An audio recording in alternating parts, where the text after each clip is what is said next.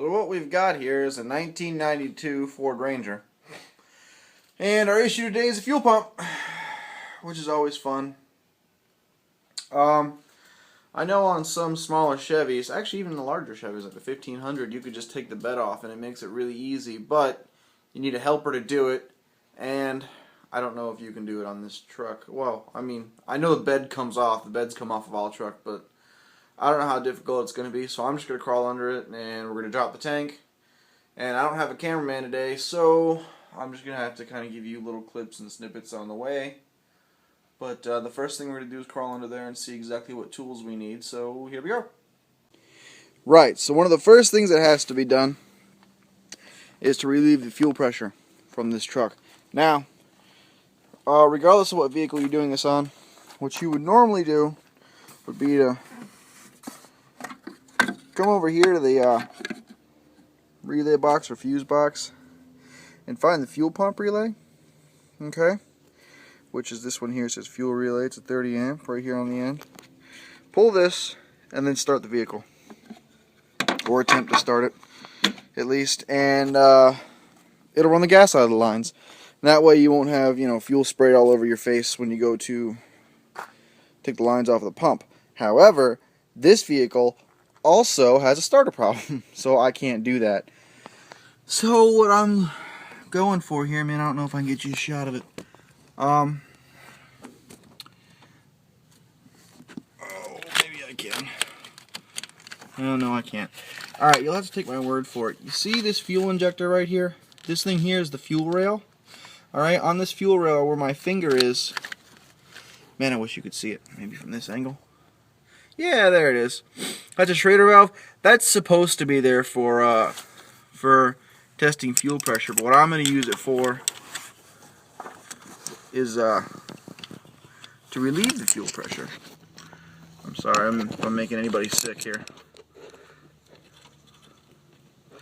And this works just like a valve on a tire. You just... Okay, well, I'm trying to show it to you, but it's not cooperating. Whatever. It works just like a valve on a tire. You just push down on it and relieve the fuel pressure. Alright, so back to work. Alright, well, the first thing that you're going to notice, or at least the first thing that I noticed, is that this is a big-ass gas tank for this little truck. I believe it's an 18-gallon tank, but, I mean, it's not completely unmanageable. It starts up there, goes over this cross member, we'll have to figure that out, and ends right in front of the axle here. Oh boy. But, so far I only see like 2.5 straps, I guess you could say. There's one here about the center of it, and there's one in the rear of it, and this rear one, if you look at it, kind of hooks down and goes back up here. Unfortunately, before I can see what size bolts these are going to be, I got to clean them. Look at all the... There's a bolt in there, I promise. Look at all the mud on them. Oh, fun, fun, fun. Alright, but let me figure out what size those are and I'll let you know. Alright, well, from underneath it looks like that tank's just going to suck, to be honest with you. All the mud and the rust, people, there's a reason that you're supposed to wash your chassis. Car washes have a chassis wash for a reason. Take care of your cars. Come on. Anyway, ranting aside, there's 4 bed bolts, and I knew they were here. They're 4 large bolts like this. Man, they're rusted too, aren't they? But that's what I'm going to attempt. Get the impact fired up. We'll get a big torque spit out, and I'll try it, but I don't know. I've done it before on smaller Chevys without a buddy. What you do is you take the bed, you take the side with the tank, the 2 bolts, you take them all the way out, and you take the other side most of the way out, and then you can prop the bed up at an angle with like a piece of wood or something, and you can reach under there and do whatever you got to do. So it looks like that's what I'm going to attempt to do, because the underside of this truck is just a mess. So, alright, well, let me get out everything, and then I'll be back with you.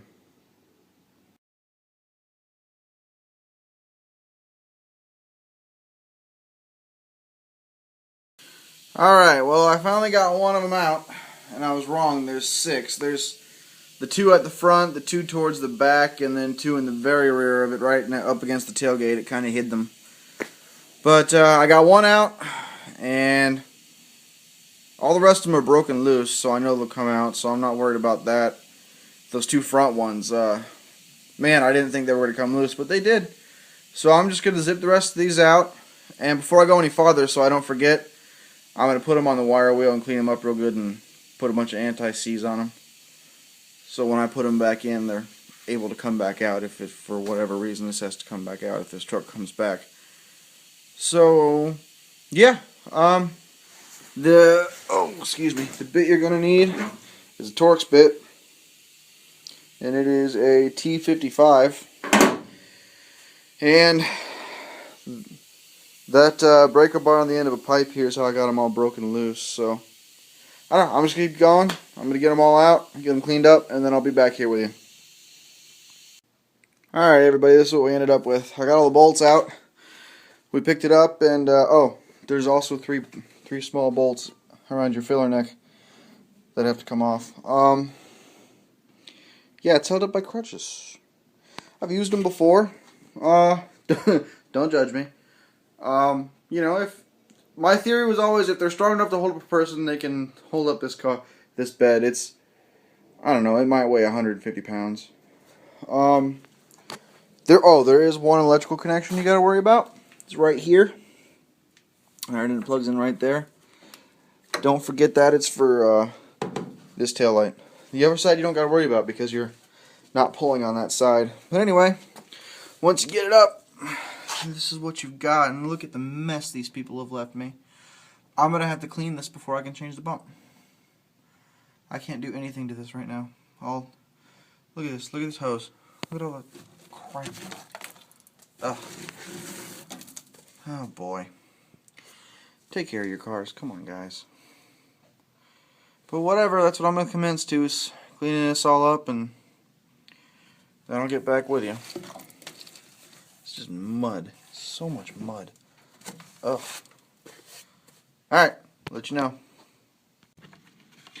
Alright, now that I got this mess cleaned up, and boy was it a mess, next thing I need to do is to release this collar. I'm going to try and get you focused in here. This thing is not really cooperating real well. There we go. You take a flathead screwdriver, any old flathead, nothing special. Alright, and this inside ring here has these little tabs, right? Put the screwdriver up against them and use a hammer and beat on the screwdriver.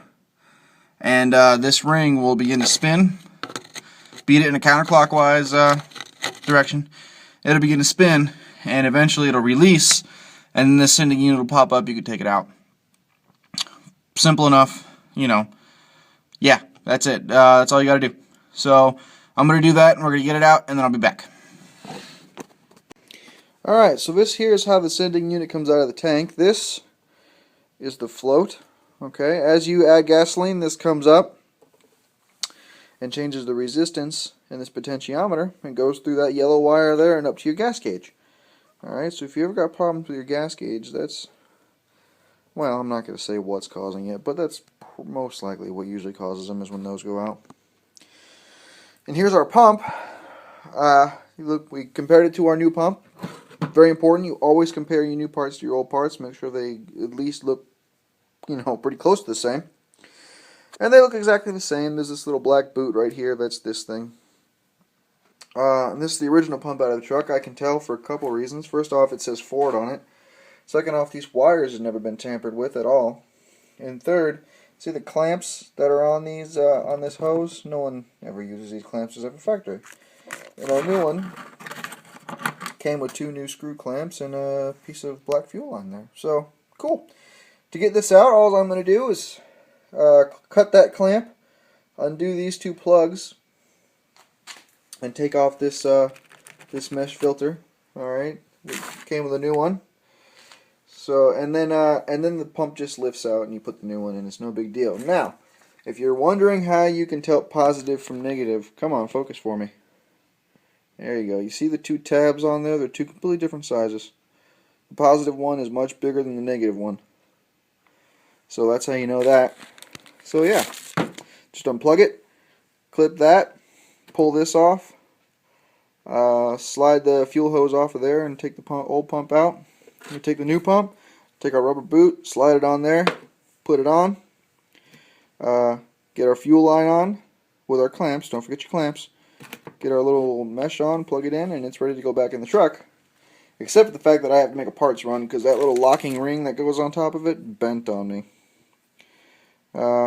It was hard enough time just to get the darn thing to move because it's rusted and it was stuck. And then once it did start to move, it started to bend. And oh well, so I just kept beating it out of there, and I'm going to go get a new one. But anyway, let me get the new pump on there, and then I'll be right back. Alright, and there's our new pump. Pretty cool, huh? Filter's a little bit funky, but whatever, it works. As long as it's there. It's very, very important that is there. Do not do this without it. But, yeah, we got our new clamps on there. And it plugged right in just like it was supposed to. Here's our old one. I ended up cutting that old fuel line off. It doesn't really matter because I got a new piece of fuel line with it. So however you get that off, you know, just make sure it comes off there and use the new piece. And make sure your clamps are tight. I've never gotten one of these pumps without a new piece of fuel line, but I guess it doesn't hurt to check before you go cutting stuff. Anyway, so I'm going to clean up the top of this sending unit first, just because there's still dirt all over it. Then I'm going to sit it back in there so the dirt gets down in the tank, but I can't actually finish this until I get a new ring. What else? Oh, okay, well when you go to pull this sending unit out of the tank, it's not going to come straight out. This this float for your fuel gauge sending unit is gonna stick, so just be careful, wiggle it around, do whatever you got to do. Be careful not to bend this because it'll mess up the way your fuel gauge reads. Yeah, that's pretty much it. I'm gonna go stick it back in the truck, and when I get a new locking ring, I'll be back with you.